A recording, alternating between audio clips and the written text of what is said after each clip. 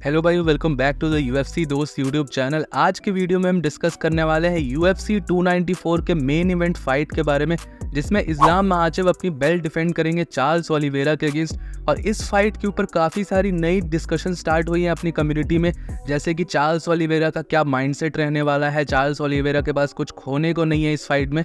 सारे बातों को हम यहाँ पर डिस्कस करेंगे और देखेंगे कि क्या एक्चुअल में माइंडसेट दोनों फाइटर्स का होगा इस फाइट में जाते टाइम। सब कुछ यहाँ पर डिस्कस करेंगे, लेकिन उससे पहले आप सब वीडियो को लाइक कर दीजिएगा और चैनल को सब्सक्राइब कर दीजिएगा UFC का ऐसा ही कंटेंट और एनालिसिस हिंदी में देखने के लिए। हम सबको सबसे पहले यहाँ पर हिस्ट्री देखनी पड़ेगी। UFC 280 में ऑलरेडी इस्लाम महाचेव वर्सेस चार्ल्स ओलिवेरा की फाइट हुई थी और उस फाइट में हमने देखा था इस्लाम महाचेव ने कंप्लीटली डोमिनेट करा था चार्ल्स ओलिवेरा को, both on the ground and on the striking. तो इस चीज के बाद जब रीजन पूछा गया चार्ल्स ओलिवेरा से कि उनका इतना खराब परफॉर्मेंस क्यों आया UFC 280 की फाइट में, तो उनका सबसे बड़ा रीजन यही था और सबसे बड़ा एक्सप्लेनेशन यही था कि का माइंडसेट उस दिन रेडी नहीं थे, वो माइंडसेट वाइज फिक्स नहीं थे और उनका ये कहना है कि वो उस टाइम पे पूरी तरीके से फोकस नहीं थे। बेसिकली आपको सीधे तरीके से बताऊं तो UFC में जब कोई चैंपियन बनता है तो उसको बहुत सारी चीज़ें करनी पड़ती है, मीडिया ऑब्लिगेशंस होते हैं, काफ़ी सारे इंटरव्यूज़ वगैरह होते हैं। तो चार्ल्स ओलिवेरा का कहना था कि उनके लिए वो सारी चीज़ों में काफ़ी ज़्यादा इंगेज्ड हो गए, बेसिकली जो पॉपुलैरिटी होती है उसमें कॉट अप हो गए और अपनी फाइट के लिए पूरी तरीके से फोकस नहीं रह पाए। इसी चीज़ को पकड़ के बहुत सारे लोग और MMA एनालिस्ट यहाँ पर ये बोल रहे हैं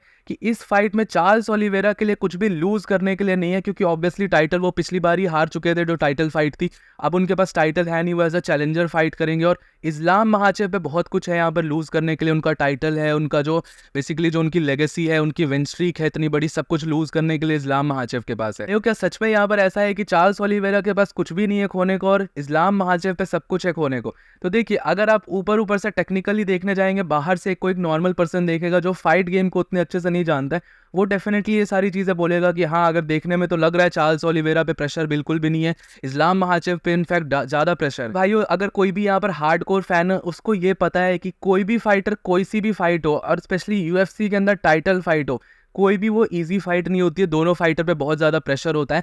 और रही बात यहाँ पर कि एक दूसरे के ऊपर कुछ खोने के लिए नहीं है, तो बहुत सारे लोग जो ये आर्ग्यूमेंट दे रहे हैं चार्ल्स के पास कुछ खोने को नहीं है, तो मैं आपको बताना चाहूँगा चार्ल्स ओलिवेरा पे ऑलरेडी खोने के लिए बहुत सारी चीज़ें हैं। सबसे पहले तो मैं एक चीज़ बहुत डेफिनेटली मानता हूँ भाइयों कि अगर आप किसी से हारते हो, किसी से आपके स्पारिंग में हारे हो या रियल फाइट में हारे हो, तो आपके लिए वो मेंटली बहुत बड़ा सेटबैक होता है। इस चीज़ को मैं तो 100% मैं मानता हूँ। उसके साथ आप दोबारा रिंग में स्टेप करने से पहले 2 बार सोचोगे, क्योंकि आपके दिमाग में चीज़ें ज़रूर आएंगी कि इसने मुझे पहले फेयर एंड स्क्वायर बीट कर रखा है। पहले तो चार्ल्स ओलिवेरा को इस प्रेशर से ओवरकम करना पड़ेगा। फिर उसके बाद जो दूसरी चीज़ आती है कि चार्ल्स ओलिवेरा के पास भी बहुत कुछ है खोने के लिए। सबसे बड़ी चीज़ है जो यहाँ पर देखी जा रही है, लोग इसको ओवरलुक कर रहे हैं, वो ये है कि चार्ल्स ओलिवेरा का ये लास्ट चांस है UFC के टाइटल लेने के लिए।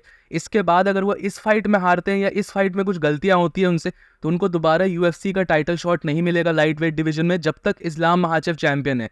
और आप साथ ही साथ ये भी देख सकते हो चार्ल्स ओलिवेरा ने इस्लाम महाचेव को छोड़ के सबको हरा रखा है UFC के टॉप 5 में लाइट वेट डिवीजन के अंदर। तो उनके पास लाइट वेट डिवीजन में कुछ और एक्स्ट्रा करने को है नहीं, उनके पास फिर बहुत नीचे वाले कंटेंडर से फाइट करने का ऑप्शन होगा और चार्ल्स ओलिवेरा जैसा बड़ा फाइटर इतने नीचे के कंटेंडर से फाइट नहीं करेगा। तो ये भी एक मस्ट विन फाइट है चार्ल्स ओलिवेरा के कैरियर परस्पेक्टिव से भी, वरना इसके बाद उनको मूव अप करना पड़ेगा वेल्टरवेट डिवीजन में और वहां पर मैचअप्स ऑलरेडी बहुत ज्यादा टफ होंगे। पर्सनली भाई मुझे ऐसा लगता है कि एज अ चैलेंजर भी चार्ल्स ओलिवेरा के लिए बहुत इंपॉर्टेंट फाइट है। हाँ, वो जो चीजें कही जा रही है कि कुछ लूज करने के लिए नहीं है, चार्ल्स ओलिवेरा यहाँ कोई 22 साल का फाइटर होता है जिसकी 1-2 फाइट हुई है UFC में और उसको टाइटल शॉट दे दिया गया, तब ये चीजें मानने वाली हो सकती थी कि हाँ, अंडरडॉग स्टोरी है, उसके पास कुछ लूज करने के लिए नहीं है, वो फुल रेकलेस जाएगा फाइट के अंदर। बट यहाँ पर चार्ल्स ओलिवेरा भी ऑलरेडी एक चैंपियन है, ऑलरेडी एक चैंपियन रह चुका है UFC के अंदर, एक एस्टैब्लिश्ड फाइटर है, तो उसके पास भी बहुत चीजें हैं लूज करने की। तो मैं यहाँ पर कोई भी प्रेडिक्शन या ये चीज नहीं बोल रहा कि यहाँ पे चार्ल्स ओलिवेरा जीत नहीं सकता ये फाइट को या इस्लाम महाचेव डोमिनेट कर देगा, ऐसा कुछ भी नहीं। मैं बस यहाँ पर वो वाला पॉइंट एक्सप्लेन कर रहा हूँ कि लोग जो यहाँ पर कह रहे हैं चार्ल्स ओलिवेरा के पास कुछ खोने के लिए नहीं है इस फाइट में, तो ऐसा बिल्कुल भी नहीं है। हर UFC टाइटल फाइट एक बहुत इंपॉर्टेंट फाइट होती है और स्पेशली चार्ल्स ओलिवेरा वर्सेस इस्लाम महाचेव का जो लेवल है वो एक बहुत ही नेक्स्ट लेवल फाइट है। इनफैक्ट आप देख सकते हो सिर्फ फाइटर्स ही नहीं इन्वॉल्व है,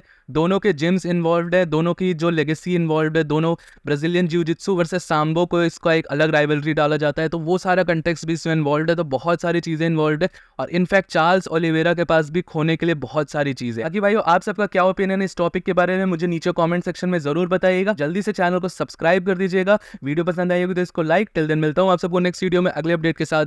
बाय बाय।